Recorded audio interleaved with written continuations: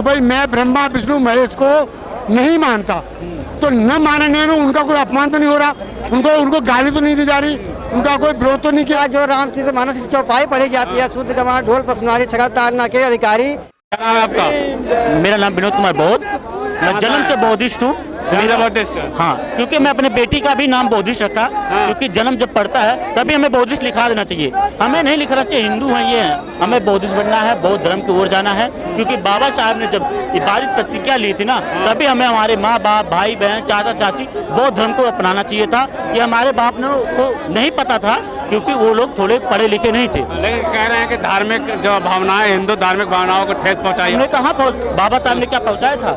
नहीं, इन्होंने पहुंचाया, कह रहे हैं कि बाबा, एक मिनट मेरी बात सुनो, पहले बाबा साहब ने पहुंचाया था। हाँ, तो कैसे उन्हें पहुंचा दिया? ये तो वही बाबा साहब की बातें कोट किया गया था ना, तो आप पर सामने पर देना। बताइए, मनुवाद की सरकार है, आपको दबाव नहीं लगा? आप राजा केजरीवाल भी मनुवादी है यार साहब, आप उनसे किनका चेला ये तो पूछिए। किसका चेला है यार? आपने पता होगा कौन भागा था जो कूद के साड़ी पहन के? हमने भागा था, साड़ी हमने पहन के भागा था। साड़ी कौन पहन के भागा था? ये जो भगवा वाले हैं ना, वो आतंकवाद भागे थे।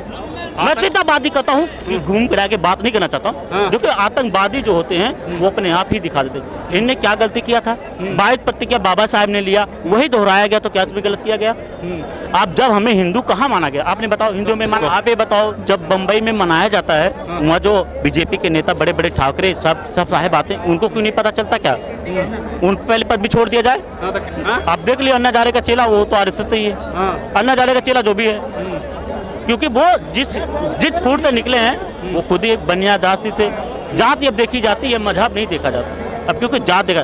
मुस्लिमों के साथ इतना अत्याचार होता, कब आवाज नहीं उठाते? आवाज उठाना चाहिए ना उनको। मुस्लिमों के खिलाफ खुले मन से जो इनके जो नेता हैं खुले मन से मारने की धमकी दे रहे हैं, तो यही तो बात है ना। हमें तो बैन करने की, भीम आर्मी वो संगठन से बैन करने की बात करते हैं। आतंकवादी कौन है?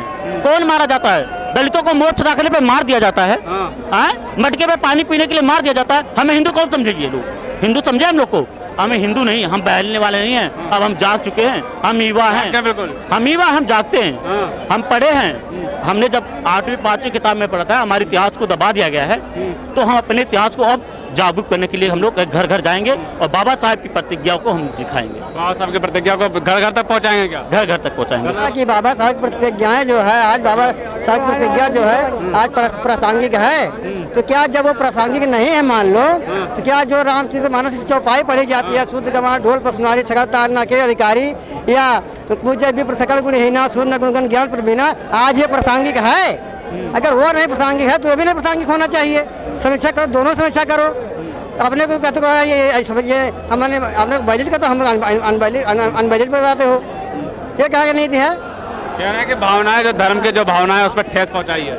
हाँ बिल्कुल, ये गलत बात है। नहीं, बाबा साहब की प्रतिज्ञा है, हम क्या ले रहे? बाबा साहब ने पहले ही उनको लगाना चाहिए था। सर ऐसा है कि जब महाराष्ट्र के उप मुख्यमंत्री जो है उस मंच पर नागपुर पर जाते हैं और उनके सामने यही 22 प्रतिज्ञा दोहराई जाती है, तब भावनाओं ठेस नहीं लगती हैं। पर जब एक दलित समाज का, बहुजन समाज का आदमी जब उन्होंने भी नहीं 22 प्रतिज्ञा दोहराई, वही बाबा साहब के परपोते रायतन जी जो सामने में थे, वो उन्होंने दिल्ली के अम्बेडकर भवन में जब कहा था कि विष्णु गणेश जी को नहीं मानेंगे, हम भगवान को नहीं मानेंगे, इस बात को लेकर धर्म कह रहे हैं। देखिए सर, ऐसा कौन किस भगवान को मानता है वो उसका व्यक्तिगत वो है, उसकी व्यक्तिगत आज़ादी है और व्यक्तिगत उसका मानना है। मैं राम को मानूं, किसको मानूं ना मानूं, ईश्वर को मानूं, अल्लाह को मानूं, ये मेरी व्यक्तिगत है। ये संविधान हमको आज़ादी देता है कि किस धर्म को माने, किस धर्म को ना माने और कब तक माने। आज माने, कल के बाद ना माने, तो ऐसा कुछ नहीं है भाई। उसमें यही तो कहा है मैं नहीं मानता, ये तो नहीं कहा हमको अपमान कर रहे हैं। क्योंकि बौद्ध धर्म ही ऐसा है कि सारे संसार में यूनिवर्सली जो है वो एक्सेप्टेड है। मैं वो ये कहता हूं, वो कभी किसी धर्म का अपमान नहीं करता। हाँ, तो इसमें अपमान क्या हुआ है? इसमें यही तो हम नहीं मान रहे। मैं कहता हूँ, मैं आपकी बात से सहमत नहीं हूँ, तो ये अपमान है? नहीं, मैंने अब ये कहा कि भाई मैं ब्रह्मा विष्णु महेश को नहीं मानता, तो न मानने में उनका कोई अपमान तो नहीं हो रहा, उनको गाली तो नहीं दी जा रही, उनका कोई विरोध तो नहीं किया जा रहा। हम नहीं माने हमारी अपनी मर्जी है। एक तरफ तो इन पर इस्तीफा दे देने पड़ जाता है, लेकिन कुछ मंत्री विधायक जो हैं खुले मन से दिल्ली में मंच लगाते हैं, नारे लगाते हैं कि मुस्लिमों को काट दिया जाए, मार दिया जाए और उनका बहिष्कार किया जाए। उन पे FIR दर्ज कुछ नहीं होता। भाई देखो, ऐसा ना, ये तो जो उनका एक तरफा एजेंडा है कि मुस्लिमों को लिंच करो, मुस्लिमों को टॉर्चर करो, दलितों को टॉर्चर करो, आई समझ में। और उनका एक मतलब सेट एजेंडा है कि भाई जो है हिंदू धर्म को ही वो स्थापित करो ताकि लोग भयभीत होकर के जो है ना उसकी तरफ मुड़े। अब तो मोहन भागवत भी कह रहे हैं ना कि अब धर्म वर्ण जाति को खत्म करने का वक्त आ गया। देखिए ये हाथी के दांत खाने को है दिखाने को है। जैसे बाबा साहब की जो है ना शेर ने भी खाल ऑर्डर किया और गीदड़ ने भी ऑर्डर किया। तो बाबा साहब तो हर एक के लिए प्रिय है, वो क्योंकि वोट लेने, पर हकीकत में जो है ना कोई बाबा साहब को मानने तैयार नहीं।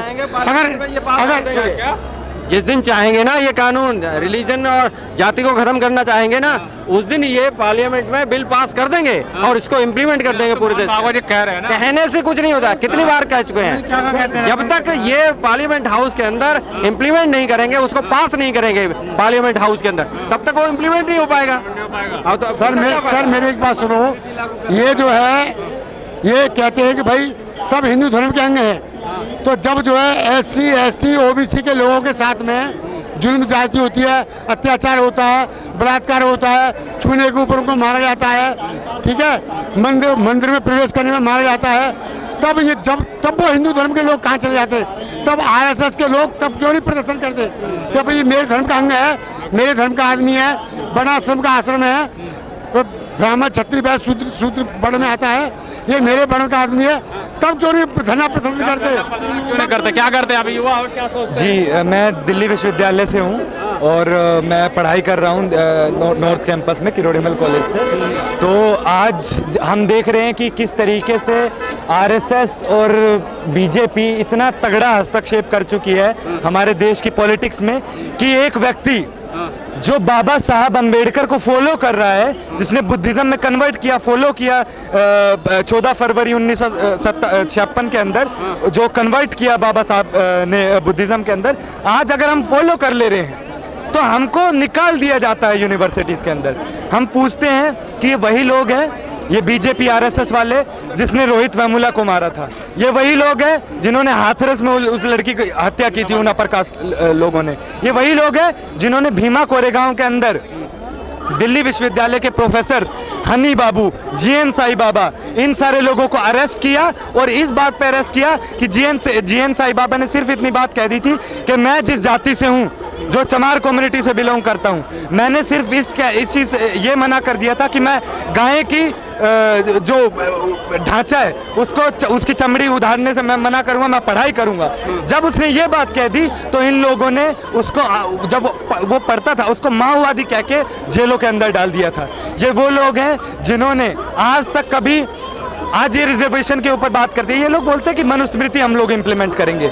मनुस्मृति वो कानून है जिसके अंदर अगर एक ब्राह्मण के साथ एक दलित आदमी अगर बैठ जाता है और उसके साथ बात कर लेता है तो मनुस्मृति वो काली, वो इतना घिनौना वो डॉक्यूमेंट है जो ये कहता है कि इनके गले के अंदर 10 इंच का लोहा, खोलता हुआ लोहा इनके गले के अंदर डाल दो। अगर ये आपके साथ बात कर ले, आपके गले के अंदर डाल दो, आपके कान के अंदर, अगर आप सुन ले। बात कर रहे हैं ना मोहन भागवत की, आप खत्म करेंगे जातिवाद, मुस्लिमों को मस्जिदों में भी जा रहे हैं। जी, ये तो बेसिक दिखावा है। RSS जो अभी गया था, वो क्या कहने गया था? मोहन भागवत जब इमाम से मिलने जाता है, मोस्क में जाता है, तो बोलता है कि आप कुरान के साथ साथ आप भगवत गीता पढ़िए। तो आप इसका प्रोपेगेंडा देखिए कि ये अपनी जो मनुवादी सोच है हर जगह फैलाना, ये कोई प्रोग्रेसिव नहीं बन रहे, ये मुसलमानों के बीच में जाके अपना प्रोपेगेंडा करना चाहते हैं। यही ये लोग आप आगे देखिए, अभी दिल्ली में नारे भी लगाए मुस्लिमों के लिए कि मारा जाएगा, बहिष्कार कर दिया जाएगा। एक तरफ तो मोहन भागवत जो है कहते हैं कि जाति व्यवस्था खत्म करेंगे, मस्जिदों में जाते हैं, और दूसरी तरफ भारतीय जनता पार्टी के नेता चाहे प्रवेश वर्मा हो, चाहे नंद किशोर गुर्जर, ये कह रहे हैं कि हम 50,000 आदमी हमेशा तैयार रखते हैं मुस्लिमों को मारने के लिए, इनका दिमाग सही करने के लिए बहिष्कार करना चाहिए। हाँ, तो देखिए ये इनकी मानसिकता। अभी जो प्रवेश वर्मा ने किया, यही इसने किया है, अमित शाह ने किया है, यही BJP के योगी आदित्यनाथ ने, मोदी ने, और इनके ऊपर ये वो लोग हैं, ये लोग अपने आप को कहते हैं कि हम क्रिमिनल को सपोर्ट नहीं करते। मोदी के ऊपर 2002 के दंगे भड़कवाने का केसेस चल रहे थे, तो बरी कर दिया, अब तो बरी हो गए। बरी उसने खुद करवाया है। उसके आप देखिए सुप्रीम कोर्ट के अंदर, आज सुप्रीम कोर्ट के अंदर आप हस्तक्षेप देखिए, गोगोई जिसने इनके सपोर्ट में क्या बोलते हैं जजमेंट सुनाई थी, आज उसको बीजेपी की तरफ से राज्यसभा में सीट है। जो देखिए किस तरीके से सुप्रीम कोर्ट के अंदर भी ये लोग घुस चुके हैं। ये बाबा साहब अंबेडकर के जो भी कॉन्स्टिट्यूशन के अंदर कॉन्स्टिट्यूशनल वैल्यूज, इसका मैं आपको एग्जांपल देता हूँ। जब भी इक्वालिटी फ्रेटर्निटी की बात करते हैं, ये लोग बोलते हैं कि हम रिजर्वेशन को सपोर्ट नहीं करते हैं, ये बोलते हैं कि हम मनुस्मृति को सपोर्ट करते हैं। और जो परवेश वर्मा, अभी आप देखिए योगी आदित्यनाथ के ऊपर 6 मर्डर के केसेस हैं, योगी आदित्यनाथ के ऊपर 14 दंगे भड़काने के केसेस हैं, उसके बड़ी है सब खत्म हो गए जी। बिल्कुल, क्योंकि हमको देखना होगा आज के समय पे बीजेपी आरएसएस जो हमारे दलित साथी हैं, जो ओबीसी माइनॉरिटीज हैं, उनको बांट दे रही है। उनको ये कह के कि नहीं, पहले तो तुम हिंदू हो, तुम दलित नहीं हो, पहले तुम हिंदू हो, तुम ओबीसी नहीं हो, तुम्हारी कोई कास्ट नहीं है, इसलिए तुम हिंदू हो और हमारे इसमें आ जाइए, क्योंकि हम अपना ब्राह्मणवाद का तरीका परिवर्तन किया जिस तरीके से। अब हमारे समाज को पागल पागल नहीं बना पाएंगे आप। पहले पागल बना रहा था, पागल कौन बना रहा था? हमारे पीएम साहब बना रहे, हमारे सीएम साहब बना रहे। वो दूसरी विदेश में जाते हैं तो कहते हैं बुद्ध की धरती से आया हूँ, और देखते हैं आप 22% के ले रहे तो उनके चूरने उठ जाते हैं। तो पागल कौन बना रहा है? आप देखिए ना पागल कौन बना रहा है। और एक चीज और बताना चाहूंगा मैं आपको, अगर ये हमको बाबा साहब के अनुयायी बताते हैं ना अपने आप को, तो दलित समाज में अगर 22% ले लो, हमारे वोट ले लो। अगर आप बाबा साहब के अनुयायी है, हमारे बाबा साहब के हित में काम कर रहे हैं, हमारे दलित समाज के हित में काम कर रहे हैं, तो आओ 22% के लो, वोट लो। धर्म का हाथ पहुंचा दिया, धार्मिक हाथ। कौन से धर्म को हाथ पहुंचा दिया? संविधान आर्टिकल 25, 26 हमें अच्छी तरह स्वतंत्रता देता है कोई से धर्म को मानने का, प्रचार करने का। कोई गलत काम है क्या? संवैधानिक रूप से सारे काम किए गए हैं। जी जनाब, क्या कहेंगे आप, जिस तरीके से आप प्रदर्शन करना पड़ा, मंत्री पद से भी इस्तीफा देना पड़ा है? ऐसे हमारे समाज के कुछ ही मंत्री मिलेंगे जो ऐसे काम कर रहे होंगे, और सभी को ऐसी तरीके से निकाल दिया जाता है। इससे पहले आप संदीप कुमार वाल्मीकि का केस देख लीजिए, उनको भी गलत जाल में फंसा कर निकाल दिया गया। ऐसे हमारे मंत्री पर देख लीजिए। अगर इन्हें दिखता है हमारे दलित समाज का कोई नेता आगे जाकर के अपने समाज को डायरेक्शन दिखा रहा है, तो उन्हें रणनीति में फंसा कर निकाल दिया जाता है। इनकी सारी विचारधारा, अखिलेश जो ये केजरीवाल है, इनको भी शक के नजर से देखा जाएगा क्या? शक के नजर हम सबको देखते हैं, कौन हमारे हित में काम कर रहा है बताइए ना। केजरीवाल तो कहता सेकुलर है ना। पंजाब में जो सीएम है, उसने हमारे आरक्षण के खिलाफ काम किया है। जो लॉ एक्ट में नियुक्ति होती है, जो जजों की नियुक्ति होती है, उसमें आरक्षण खत्म करने की बात करी इन्होंने। तो आप देखिए ना कौन। जी, केजरीवाल को भी आरएसएस के तरफ सर आरएसएस में रहे हैं। आपके पीएम साहब, सीएम साहब दोनों आरएसएस में रहे। ये आरएसएस से निकले हुए हैं। आप इनकी हिस्ट्री पढ़िए, आज इनके बारे में जाके पढ़िए। अगर आप पढ़ लेंगे तो हमसे सवाल नहीं पूछेंगे, ये जनता सवाल नहीं पूछेगी हमसे।